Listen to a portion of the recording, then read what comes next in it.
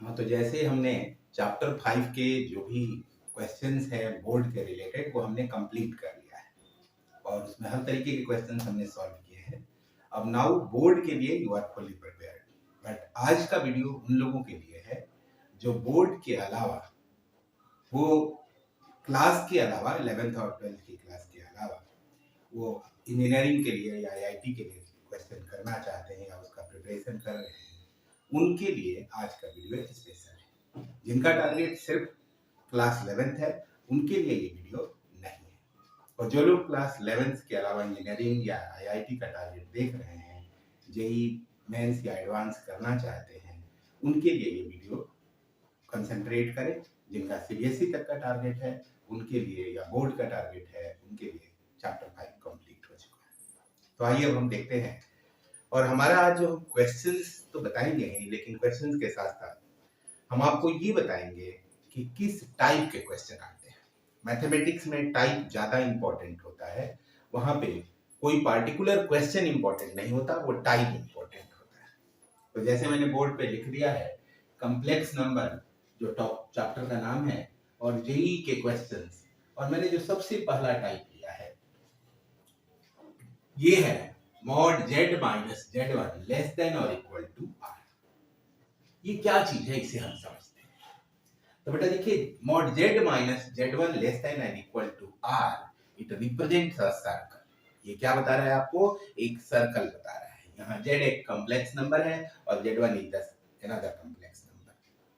तो ये दो कॉम्प्लेक्स नंबर का डिफरेंस जो है मॉडुलस के साथ लिखा है, ये क्या बता रहा है? एक सर्कल रिप्रेजेंट कर रहा है। यहाँ पे z1 क्या है? तो z1 is centre of circle.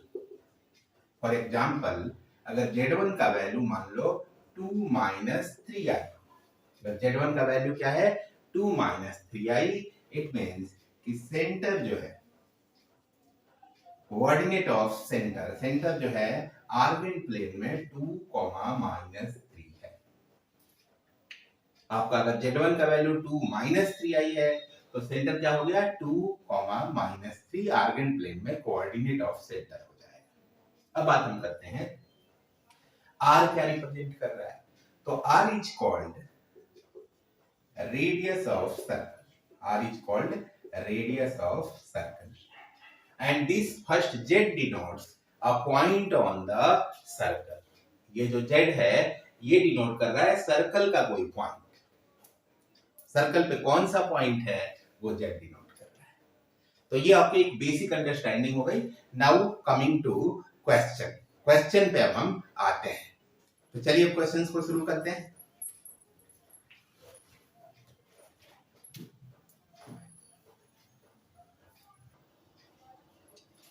सो आपका जो है क्वेश्चन बोर्ड पे मैंने लिख दिया है। अब आप देखें कि ये बोर्ड पे क्या लिखा हुआ है। If mod z minus 3 plus 2i less than and equal to 4, then the difference between the greatest and least value of z is। यानी आपको एक यहाँ पे इनइक्वालिटी दिया हुआ है, और इस इनइक्वालिटी के बेस पे आपको बताना है कि जो ग्रेटेस्ट और लिस्ट वैल्यू है mod z का, उन दोनों का डिफरेंस क्या होगा। तो पहला काम तो ये है कि हम mod z क्या है वो तो पहले कैलकुलेट करें और उसका वैल्यू निकालें, फिर उसके जो ग्रेटेस्ट और लिस्ट वैल्यू निकाल के डिफरेंस कर लेंगे। तो आइए हम क्वेश्चन को सॉल्व करते हैं।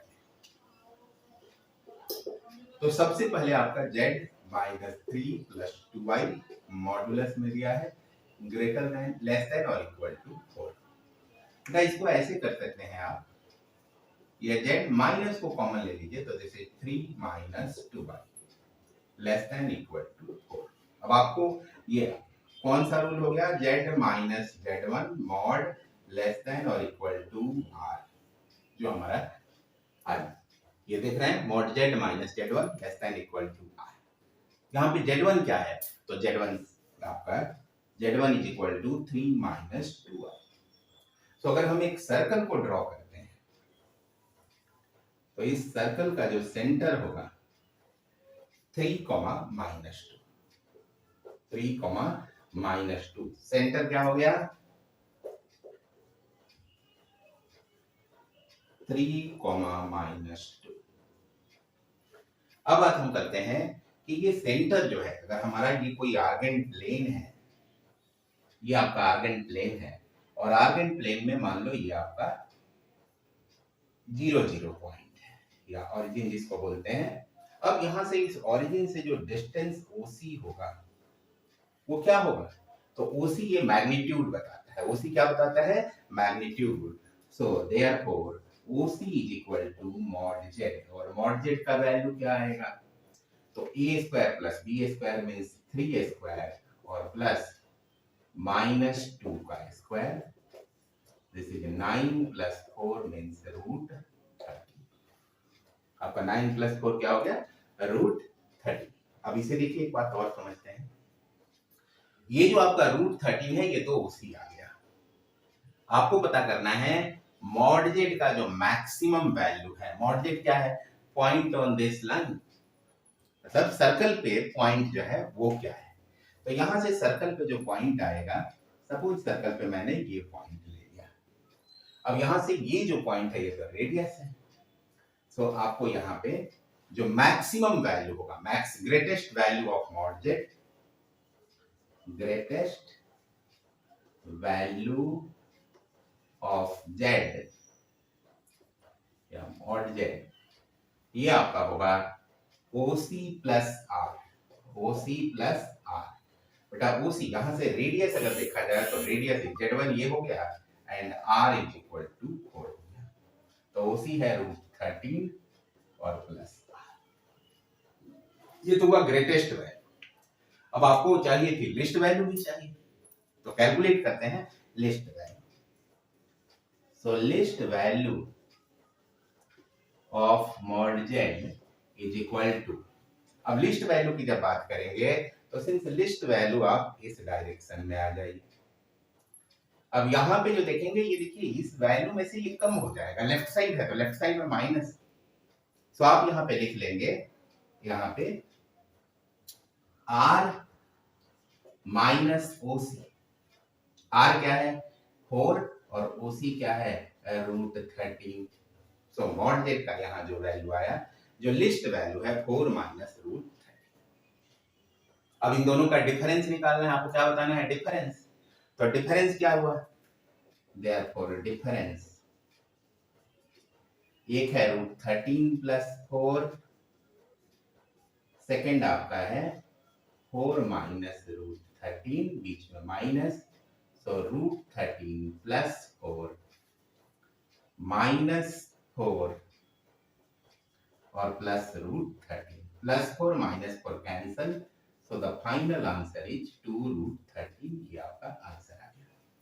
तो जो क्वेश्चन कर रहा है कि if mod z minus 3 plus 2i less than equal to 4, then the difference between the greatest and least value of mod z is 2√13। ये आपको 2018 में आया हुआ क्वेश्चन। आते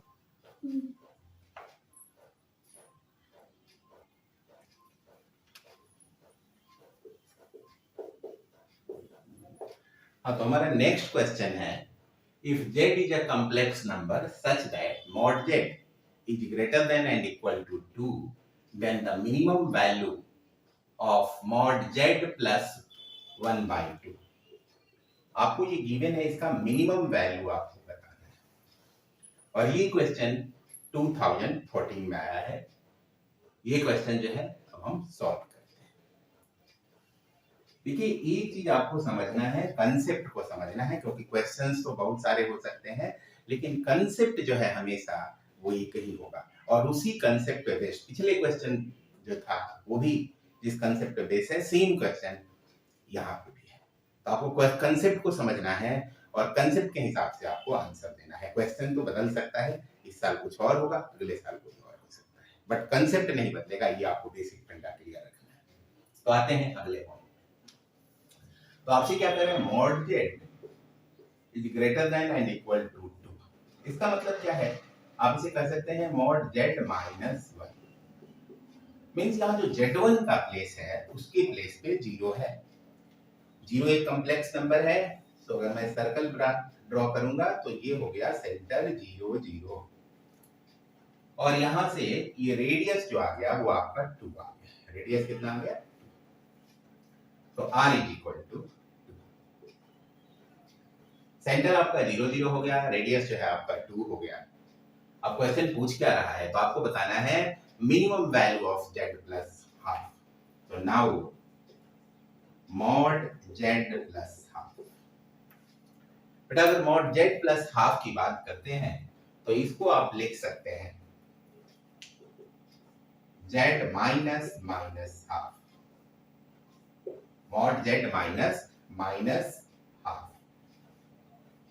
माइनस हाफ मीन्स अब ये पॉइंट यहां से लेफ्ट साइड में, यहां कहीं माइनस हाफ कॉमा 0।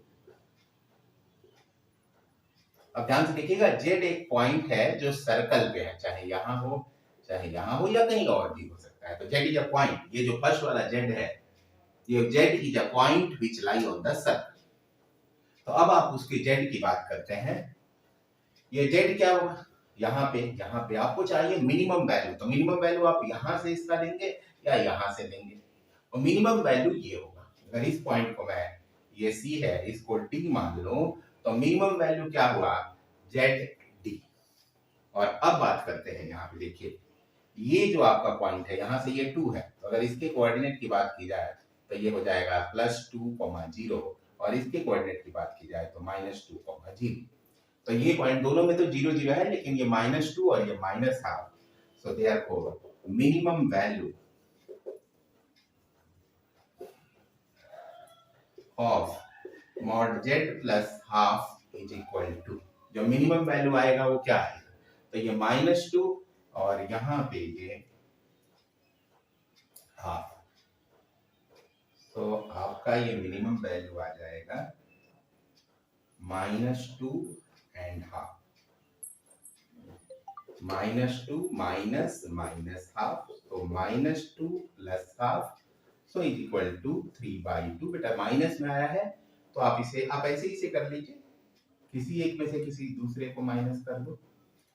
तो -हाफ माइनस -2, तो -हाफ +2, सो दिस इज 3/2। और अगर -3/2 भी आता है तो आपको यहाँ पे मॉड z जो है हमेशा डिस्टेंस को डिनोट करता है। तो डिस्टेंस में कोई न्यूमेरिकल मतलब वैल्यू जो है मैग्नीट्यूड लेते हैं, पॉजिटिव और नेगेटिव साइन का कोई ज्यादा मतलब यहाँ नहीं।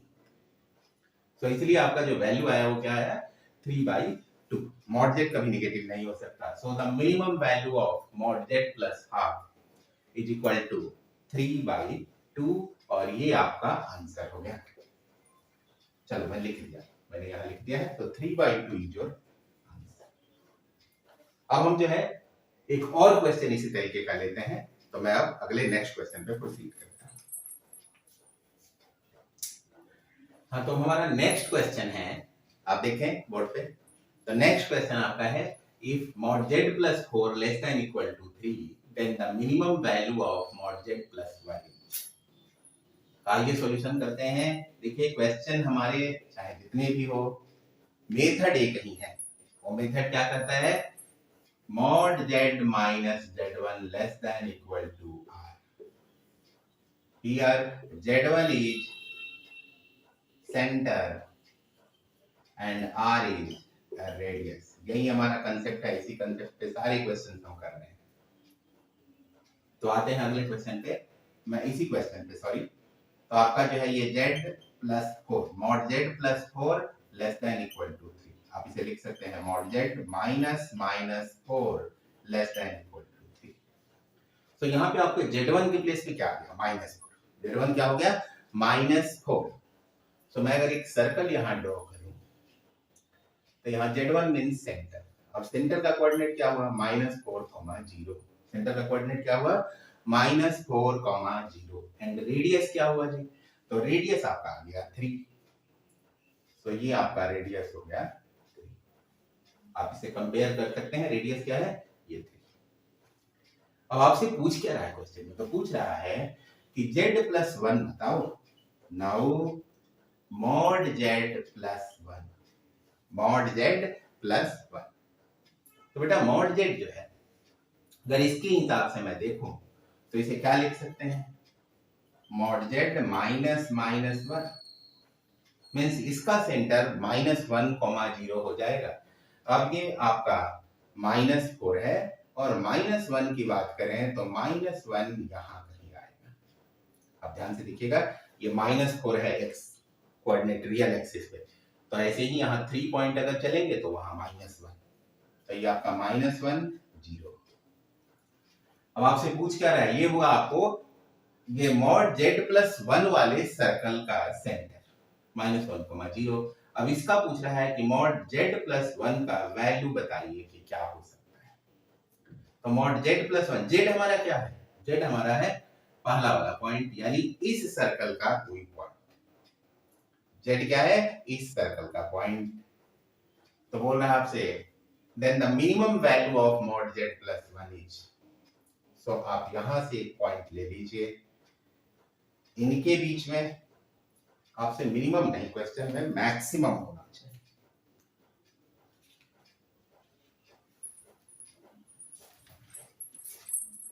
मैक्सिमम वैल्यू, सॉरी मिनिमम जो है गलत है, बिकॉज अगर इसका मिनिमम वैल्यू निकालेंगे तो वो 0 हो जाएगा, हमें इसका मैक्सिमम वैल्यू। चलो मैं दोनों ले लेता हूं, मैक्सिमम वैल्यू। तो आपको इसका मैक्सिमम वैल्यू, मिनिमम अगर निकालेंगे तो वो 0 आ जाएगा, मैक्सिमम की बात करते हैं तो देयरफॉर मैक्सिमम वैल्यू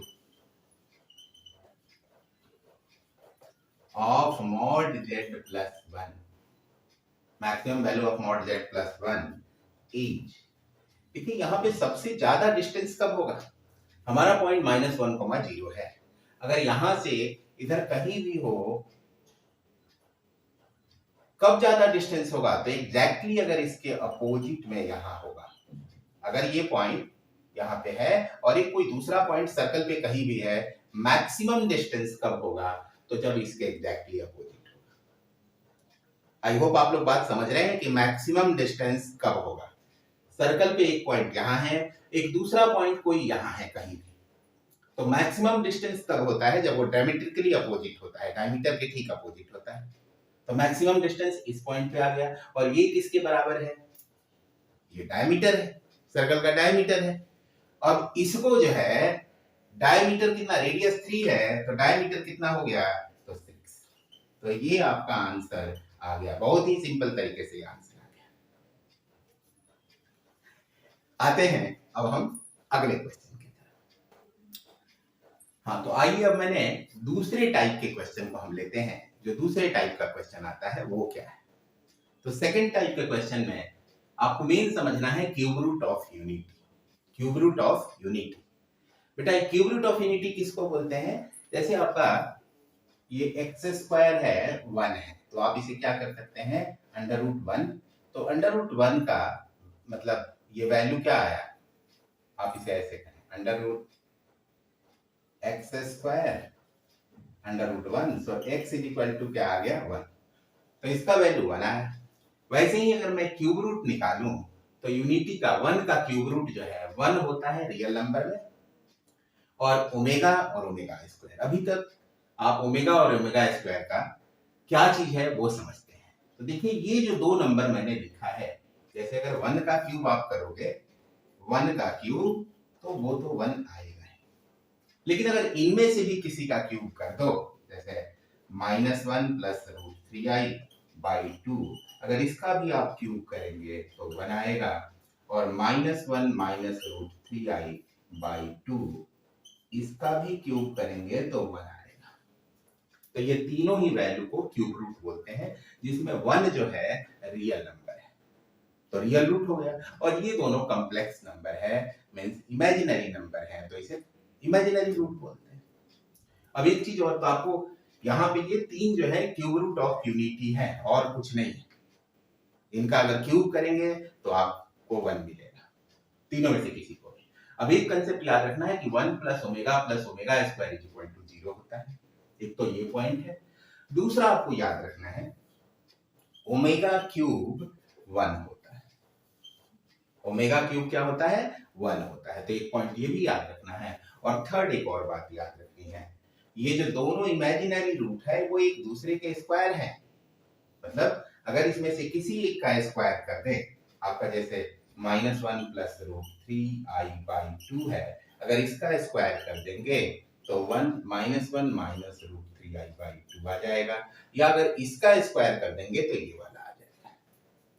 तो ये आपको समझना है कि किसी एक का स्क्वायर दूसरे के बराबर है। चलें अब आगे हम चलते हैं। कंसेप्ट ये है, इससे रिलेटेड क्वेश्चंस कौन से हैं या क्या पूछा जा सकता है, तो रिलेटेड क्वेश्चंस को हम देखते हैं। आइए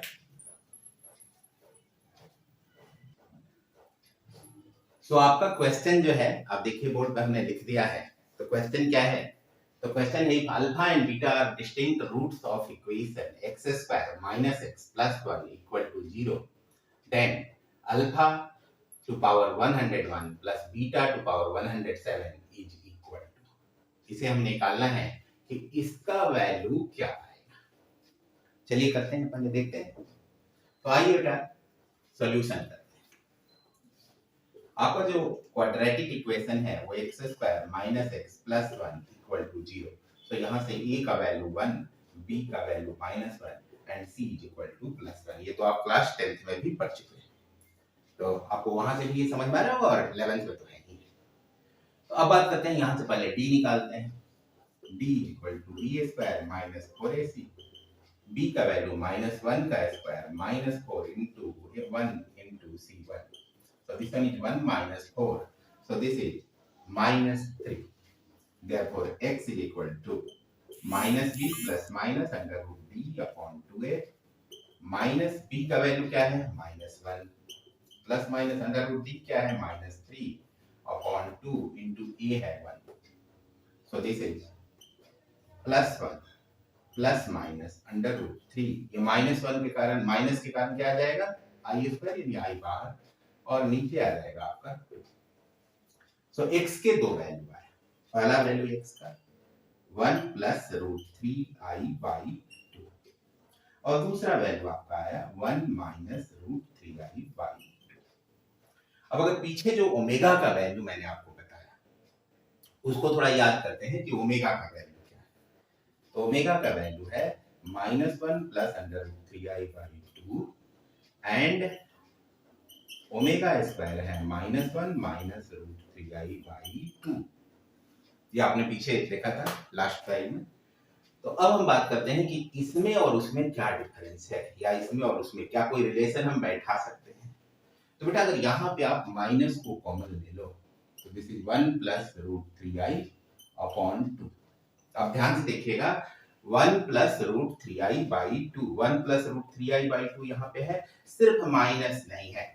तो अगर इसको मैं यहाँ से सॉल्व करूं तो -ओमेगा² 1 प्लस √3i/2, तो मैंने इसके प्लेस पे क्या लिख दिया 1 प्लस √3i/2 के प्लेस पे -ओमेगा²,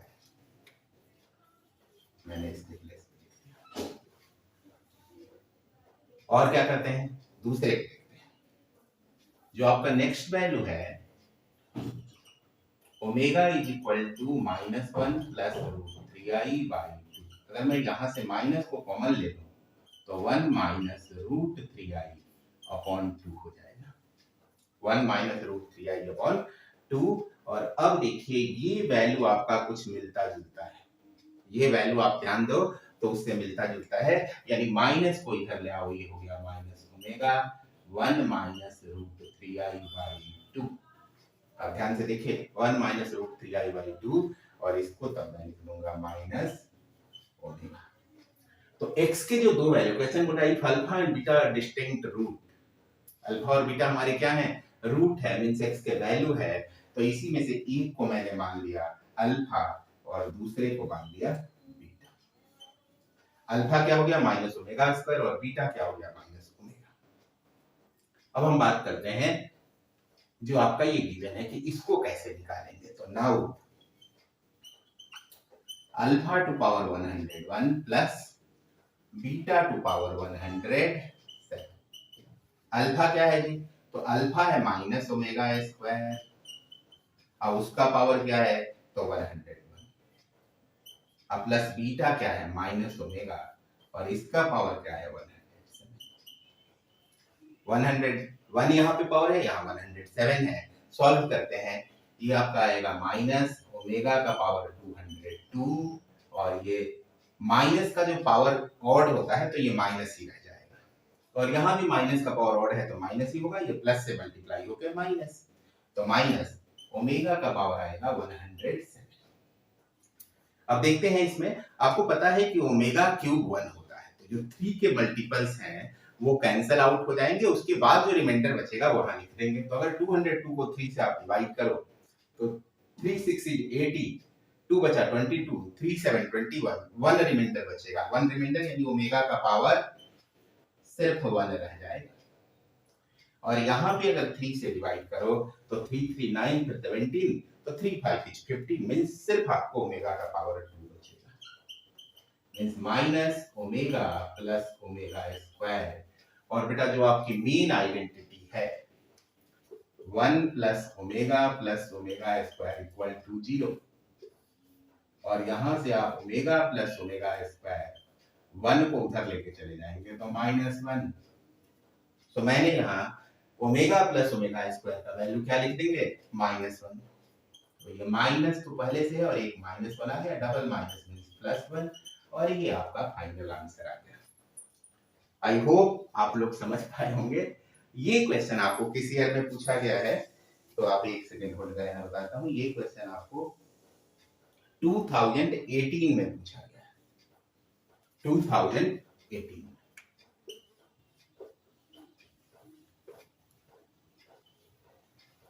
इंपॉर्टेंट कंसेप्ट है, क्वेश्चंस तो है ही है, लेकिन कंसेप्ट जो है अपने आप में बहुत इंपॉर्टेंट है।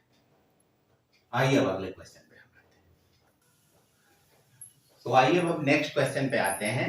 आपका नेक्स्ट क्वेश्चन है, let omega is a complex root such that 2 omega plus 1 is equal to z, where z is equal to under root minus 3 if matrix determinant 1 1 ये सब जो लिखा हुआ है equal to 3 k, then find the value of k।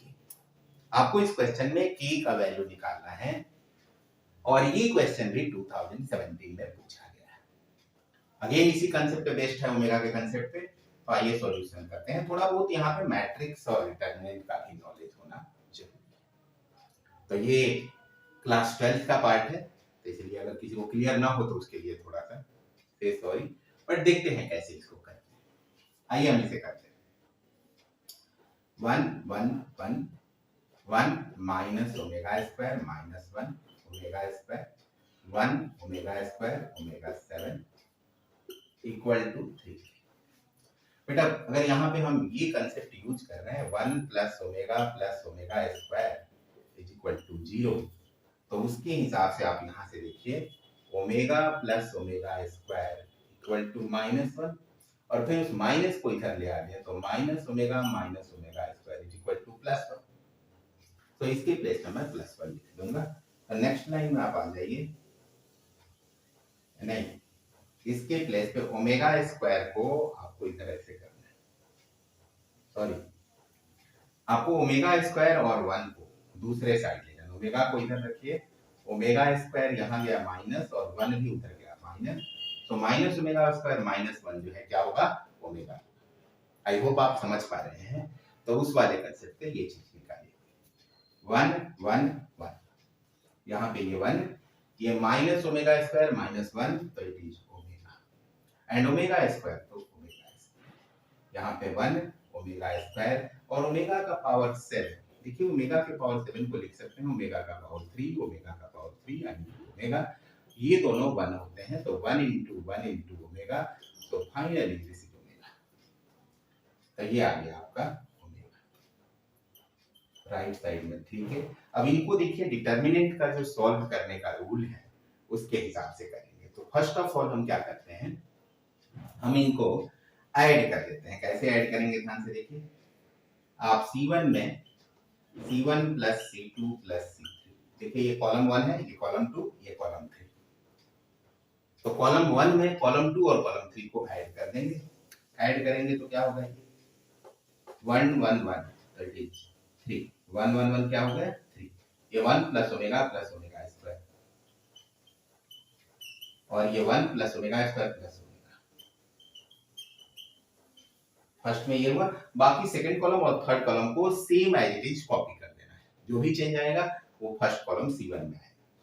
तो 1 omega omega square 1 omega square omega equal to 3। आइए अभी अगले पार्ट की बात करते हैं। तो अगले पार्ट में हम देखिए क्या कर रहे हैं। अगले पार्ट में आप यहाँ पे इसके यहाँ से जो वैल्यू है 1 प्लस ओमेगा स्क्वायर, आपको पता है 0 होता है, तो ये आपका आएगा 1 3 0 0, ये दोनों 0 हो गए और ये as it is 1 omega omega square और यहाँ पे 1 omega square omega equal to 3। बेटा डिटर्मिनेंट में हम 3 को लेंगे और 3 के बाद ये जो दोनों पार्ट है, ये रो और ये कॉलम, 3 के वाला रो और 3 वाला कॉलम दोनों गायब हो जाएगा। बचा क्या? Omega omega square omega i equal to 3। अच्छा, उसके बाद 3 के नीचे ये रो में दोनों 0 0 है, सो इसको हम नहीं लेते। अगर 0 आ जाता है तो उसे नहीं लेते। अब यहाँ पे देखिए ये 3, ये ओमेगा ओमेगा ओमेगा स्क्वायर और ये ओमेगा स्क्वायर ओमेगा का पावर 4 और बीच में माइनस आता है, ये 3 के। अब ओमेगा स्क्वायर तो ओमेगा स्क्वायर है, ओमेगा के पावर 4 का मतलब होता है ओमेगा, बिकॉज ओमेगा का power 4 is equal to omega का power cube into omega. Omega का पावर क्यूब होता है 1 into omega, so the final answer is omega. तो हम यहाँ पे ओमेगा के पावर 4 को मैंने लिख दिया ओमेगा। और अब बात करते हैं यहाँ से 3 से 3 कैंसिल हो गए, सो ये आ गया omega square minus omega is equal to k. अब ये काम आपको और करना है, 1 plus omega square 1 plus omega square ये 0 होता है। तो अगर मैं यहाँ से ओमेगा स्क्वायर का वैल्यू बोलूँ तो it is minus omega minus 1। मैं उसी वैल्यू को लिख रहा हूँ, ओमेगा स्क्वायर की जगह पे माइनस ओमेगा माइनस 1 और एक तो माइनस ओमेगा है ही। आई होप सब लोग समझ पा रहे हैं ओमेगा स्क्वायर का वैल्यू। कहीं दिक्कत है तो आप इसको ध्यान से देख लें, समझ जाए। तो अब यहाँ पे क्या हुआ, माइनस ओमेगा तो माइनस 2 ओमेगा माइनस 1 के, सो के का वैल्यू माइनस कॉमन ले लो 2 ओमेगा प्लस 1। अब आप क्वेश्चन देखिए ध्यान से देखिए, 2 ओमेगा प्लस 1 ये तो जेड दिया है, तो 2 ओमेगा प्लस 1 की जगह पे लिख दो जेड, तो माइनस जेड इक्वल टू के, ये आपके के का वैल्यू आ गया और यही आपका फाइनल आंसर। चले तो अगले क्वेश्चन।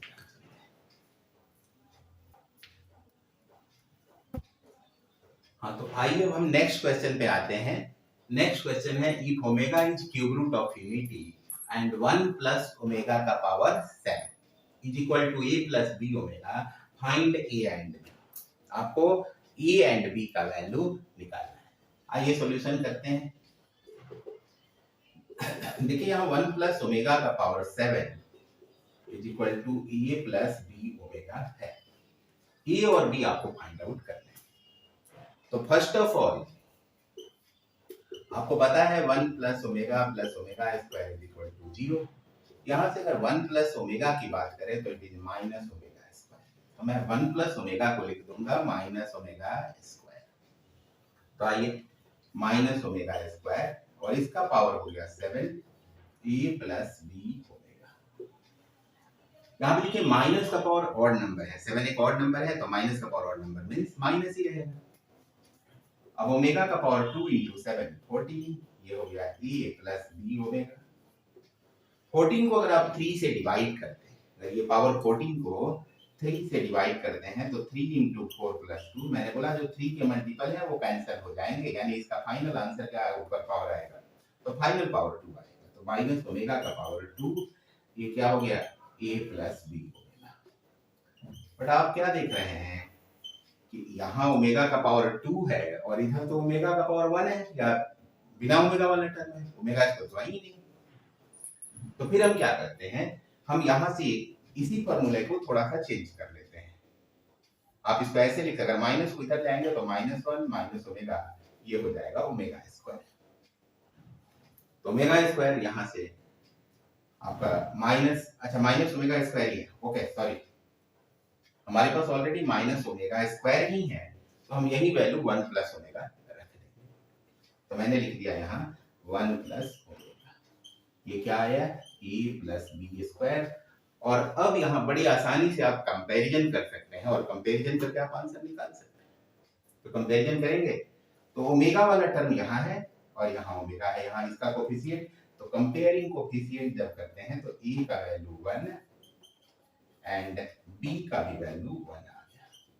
और आपसे यही पूछ रहा है कि ए और बी बताओ, तो फाइंड ए एंड बी, तो a इज इक्वल टू 1 एंड b इज इक्वल टू 1। बहुत ही सिंपल तरीके से हो गया क्वेश्चन, कहीं कोई दिक्कत नहीं है, जबकि देखने में यहाँ पे कॉम्प्लिकेटेड लग रहा है। तो चलिए अगले पार्ट पे अब आते हैं, नेक्स्ट क्वेश्चन।